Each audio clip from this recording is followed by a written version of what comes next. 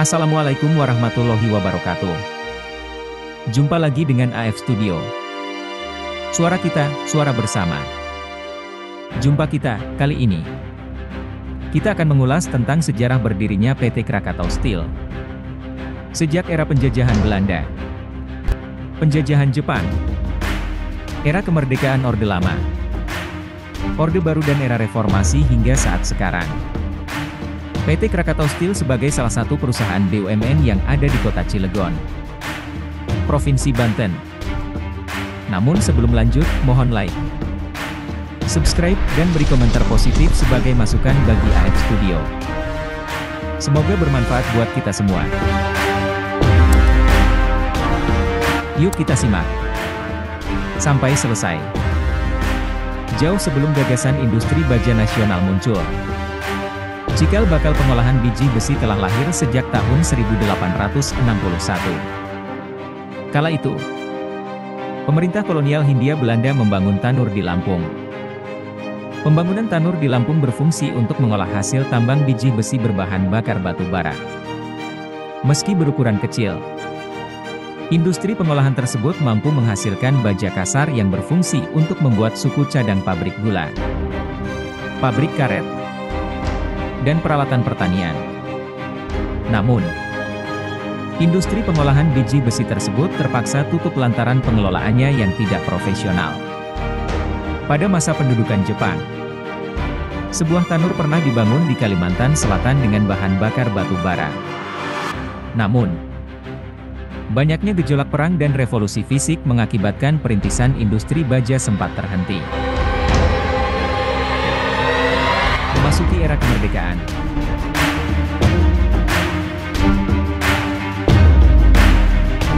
baru pada tahun 1956,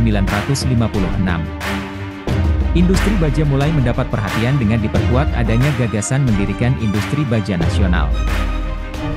Menteri Perindustrian dan Pertambangan Hairul Saleh bersama Juanda dari Biro Perancang Negara, kini Bappenas, mulai mengusung cetak biru industri baja nasional. Indonesia yang sedang giat-giatnya melakukan pembangunan sangat membutuhkan keberadaan industri pengolahan biji besi. Di bawah kepemimpinan Presiden yang pertama Insinyur Soekarno pada tahun 1962, tanggal 20 Mei bukan hanya sebagai Hari Kebangkitan Nasional. Pada tanggal ini juga sedang gencar-gencarnya operasi Trikora dalam pembebasan Irian Barat dilakukan. Presiden Soekarno mencanangkan pembangunan proyek baja Trikora sebagai industri baja nasional.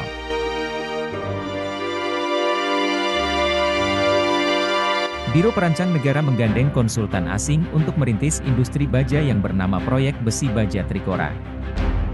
Setelah studi kelayakan selesai disusun, Cilegon dipilih sebagai tempat pengolahan dan produksi hasil olahan biji besi karena memiliki kelebihan seperti lahan luas, terdapat sumber air yang melimpah, akses lautnya yang terjangkau dari berbagai pulau untuk mendatangkan besi tua melalui Pelabuhan Merak.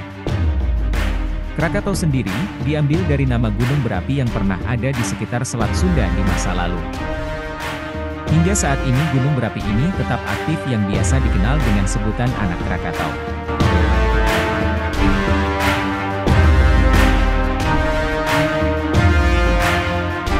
Pendirian Krakatau Steel disahkan dengan Akte Notaris Tang Tong Kie nomor 34.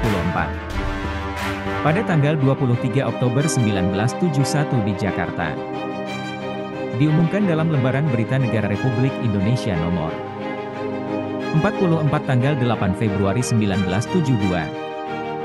Tambahan nomor 19.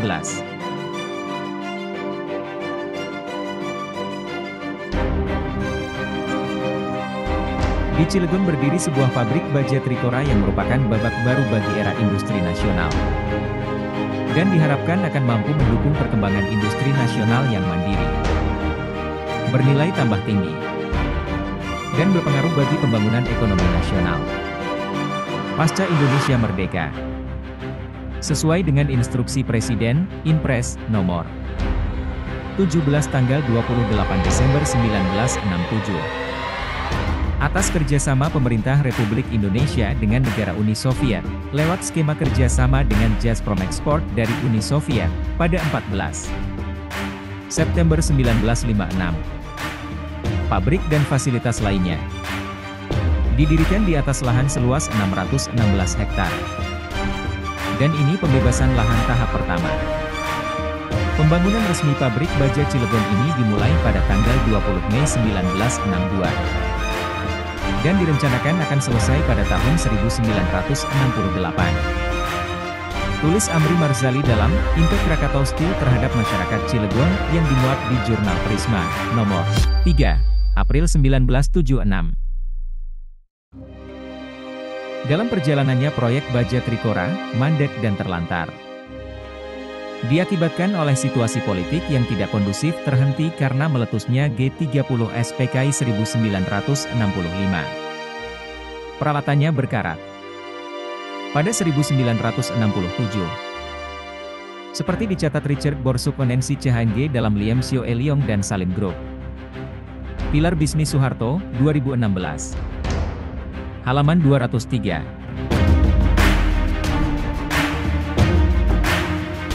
Setelah Presiden Soekarno lengser, masa kepresidenan pun berganti kepada Presiden Soeharto. 3 tahun sejak 1967. Kemudian industri baja Trikora ini dihidupkan kembali oleh Presiden Soeharto melalui Mayor Jenderal Ibnu Sutowo, yang saat itu menduduki jabatan sebagai Direktur Pertamina. Pemerintah mendorong perubahan status proyek besi baja Trikora menjadi perseroan terbatas atau disingkat dengan PT. Dengan dikeluarkannya Peraturan Pemerintah Nomor 35 Tahun 1970 tepatnya tanggal 31 Agustus 1970 sehingga merubah pabrik baja Trikora menjadi PT Krakatau Steel dan berikut anak perusahaannya. Juga sebagai pengumuman yang resmi untuk mendirikan PT Krakatau Steel, Persero, berdasarkan Peraturan Pemerintah, PP, Nomor 35 tanggal 31 Agustus 1970. PT Krakatau Steel, Persero, diberikan mandat yang luas untuk membangun industri baja di Indonesia. Pembangunan PT Krakatau Steel, Persero, tahun 1975 merupakan tahap I dengan kapasitas produksi 500.000 ton per tahun. Kemudian diresmikannya dilakukan oleh Pak Harto pada tanggal 27 Juni 1977. Dalam penuturan Tungki Ariwibowo. Maka pembebasan lahan tahap pertama dan kedua pun dilakukan tepatnya pada 7 Maret 1973 sampai dengan tahun 1978. Yaitu dengan merelokasi penduduk dengan resettlement. Yang sudah barang tentu berdampak pada alih fungsi lahan pertanian dan nelayan sebagai sumber pendapatan bagi masyarakat agraris. Proyek Krakatau Steel dibiayai oleh Pertamina. Sehingga masalah keuangan Pertamina mempengaruhi pembangunan proyek besi baja di Cilegon itu. Pak Sumarlin ditunjuk oleh Bapak Presiden Soeharto menjadi Ketua Tim Krakatau Steel yang bertugas untuk meneliti secara menyeluruh perencanaan dan pelaksanaan proyek Krakatau Steel. Dan saya membantu Pak Surnarlin. Aku Tungki Ariwibowo dalam buku Di Antara Para Sahabat. Pak Harto 70 tahun, 2009. 454 break 455. Tungki Ariwibowo adalah ahli metalurgi didikan Kanada yang pernah bekerja di proyek baja Trikora ketika masih 28 tahun. Pada 1975 Tungki dijadikan Direktur Utama Krakatau Steel.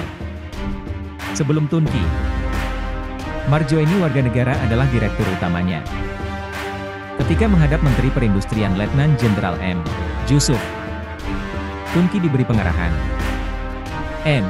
Jusuf memberi nasihat, proyek Krakatau Steel dibiayai oleh Pertamina. Sehingga masalah keuangan Pertamina mempengaruhi pembangunan proyek besi baja di Cilegon itu. Pak Sumarlin ditunjuk oleh Bapak Presiden Soeharto menjadi Ketua Tim Krakatau Steel, yang bertugas untuk meneliti secara menyeluruh perencanaan dan pelaksanaan proyek Krakatau Steel. Dan saya membantu Pak Surnarlin. Dari penuturan Tungki Ariwibowo dalam buku Di Antara Para Sahabat Pak Harto 70 tahun, 2009. Tunki Ariwibowo adalah ahli metalurgi didikan Kanada yang pernah bekerja di proyek baja Trikora ketika usianya masih 28 tahun. Pada tahun 1975 Tunki dijadikan Direktur Utama Krakatau Steel. Sebelum Tunki, Maryuni Warganegara adalah Direktur Utamanya. Ketika menghadap Menteri Perindustrian Letnan Jenderal M. Jusuf, Tunki diberi pengarahan. M. Jusuf memberi nasihat agar Tunki berkonsentrasi pada pembangunan pabrik-pabrik baja di Cilegon. Prioritasnya adalah membangun pabrik dulu, bukan yang lain. Dalam hitungan tahun, seperti yang disebut Richard Borsuk dan Nancy Chan, halaman 205. Krakatau Steel menjadi perusahaan yang tidak menguntungkan karena membengkaknya biaya produksi. 10 negara dan 2 lusinan perusahaan industri ada bermain di dalamnya. Antara Januari 1977 hingga Juni 1980. Kerugian Krakatau Steel mencapai 250 miliar rupiah. Namun Soeharto tetap menyukai program apapun yang memperlihatkan kemampuan Indonesia dalam memproduksi sesuatu yang tadinya diimpor. Tulis Richard Borsuk dan Nancy Chan, halaman 205. Ketika harga minyak jatuh, maka Soeharto pusing dan membawa Liem masuk bersama Ciputra. Tanpa industri besar-besaran yang didukung oleh pertanian yang kuat di masa datang itu, maka mustahil kita berbicara tentang kemajuan dan kesejahteraan, kata Presiden ketika meresmikan unit-unit produksi Krakatau Steel. Seperti dirilis Berita Buana, 10 Oktober 1979, dan dimuat dalam buku Presiden RI kedua Jenderal Besar HM Soeharto dalam Berita V tahun 1979. Di hari peresmian itu, Soeharto menyatakan, "Ini jelas merupakan prestasi besar. Sebab dengan demikian kita kian bertambah maju dalam usaha untuk memenuhi sendiri segala kebutuhan pembangunan." Soeharto merasa bahwa Krakatau Steel bisa menjadi simbol kemajuan pembangunan Indonesia. Pernyataannya dalam peresmian Krakatau Steel 27 Juni 1977. Baja menduduki peranan yang penting dalam perkembangan ekonomi. Jadi industri ini akan punya masa depan. Belakangan, pada awal 1987, di Cilegon muncul PT Cold Rolling Mill Indonesia Utama, yang sahamnya dipegang oleh 3 perusahaan yaitu PT Krakatau Steel, 40%, PT Kaolin Indah Utama, 40%, dan Sistia Ciersa, 20%. Dalam pidato peresmiannya pada 23 Februari 1987, Soeharto mengatakan, "Pabrik ini juga menduduki posisi strategis dalam rangka usaha kita untuk menciptakan struktur industri nasional, khususnya industri baja."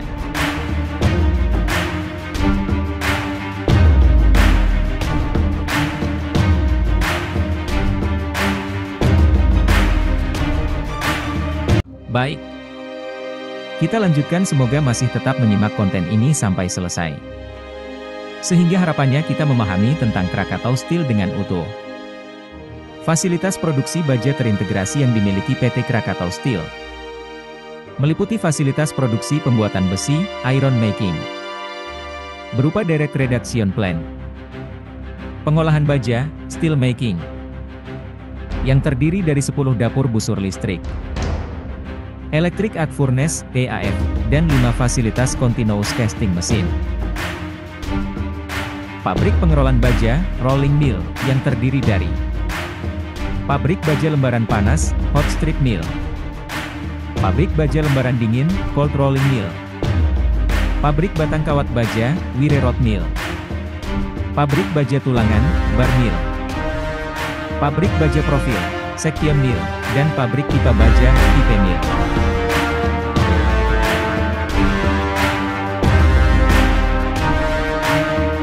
PT Krakatau Steel memiliki beberapa anak perusahaan. Antara lain yaitu 1. PT KAI Pipa Industri berdiri pada tahun 1972. Merupakan satu-satunya industri pipa spiral di Indonesia yang memiliki standar yang diakui internasional dengan kapasitas produksi 155.000 ton per tahun. 2. PT Krakatau Wajatama berdiri pada tahun 1992. Merupakan produsen besi beton, besi profil, dan kawat baja dengan kapasitas produksi masing-masing 150.000, 150.000, dan 20.000 ton per tahun. 3. PT Krakatau Engineering berdiri pada tahun 1988. Bergerak di bidang jasa engineering dengan total aset pada tahun 2003 senilai 71,5 miliar rupiah. PT Krakatau Industrial Estate berdiri pada tahun 1992. Bergerak di bidang properti industri dan komersial dengan total aset pada tahun 2003 senilai 267,6 miliar rupiah. 4. PT Krakatau Information Technology berdiri pada tahun 1993. Menyediakan jasa konsultasi, perencanaan, instalasi, pengembangan, implementasi dan penyedia jasa pendukung termasuk komunikasi dan procurement perangkat lunak sistem informasi dengan total aset pada tahun 2003. Senilai 31,4 miliar rupiah. 5. PT Krakatau Daya Listrik berdiri pada tahun 1996. Merupakan perusahaan pembangkit tenaga listrik dengan kapasitas produksi 400 MW per tahun. 6. PT Krakatau Tirta Industri berdiri pada tahun 1996. Bergerak di bidang pengolahan dan distribusi air bersih bagi industri maupun perumahan. Dengan kapasitas produksi sebesar 33 juta meter kubik. 7. PT Krakatau Bandar Samudra berdiri pada tahun 1996. Merupakan operator dan penyedia jasa pelabuhan dengan total aset pada tahun 2003 senilai 118 miliar rupiah. 8. PT Krakatau Medica berdiri pada tahun 1996.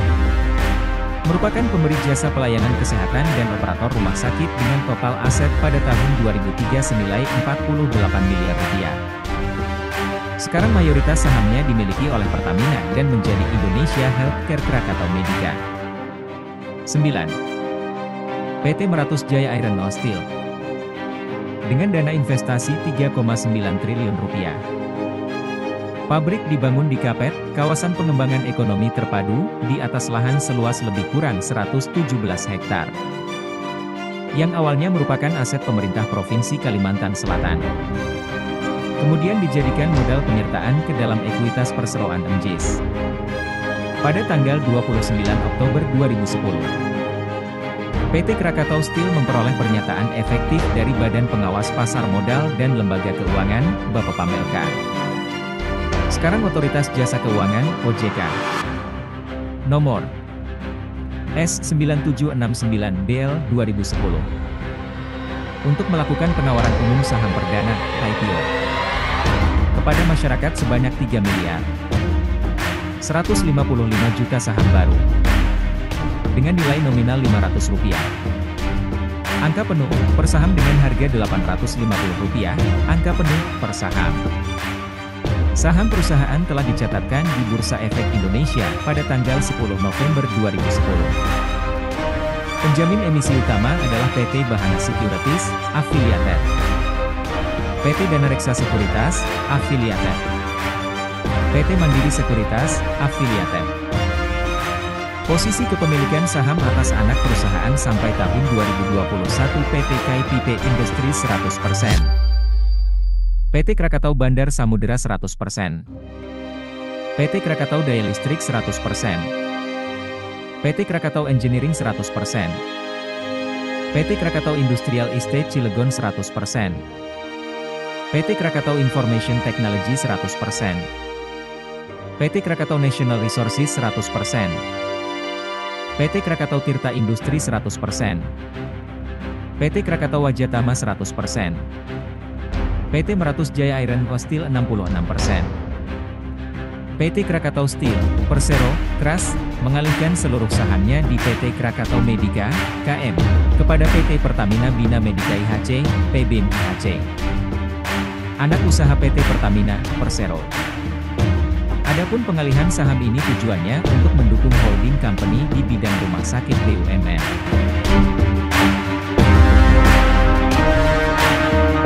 Demikian sampai di sini dulu. Kita akan kembali lanjutkan dalam konten berikutnya. Jangan lupa subscribe dan berikan komentar yang positif sebagai perbaikan dari apa yang kami telah sampaikan. Data dan sumber informasi kami dapatkan dari berbagai sumber. Bersambung. Dan nantikan kelanjutannya, semoga bermanfaat. Wassalamualaikum warahmatullahi wabarakatuh.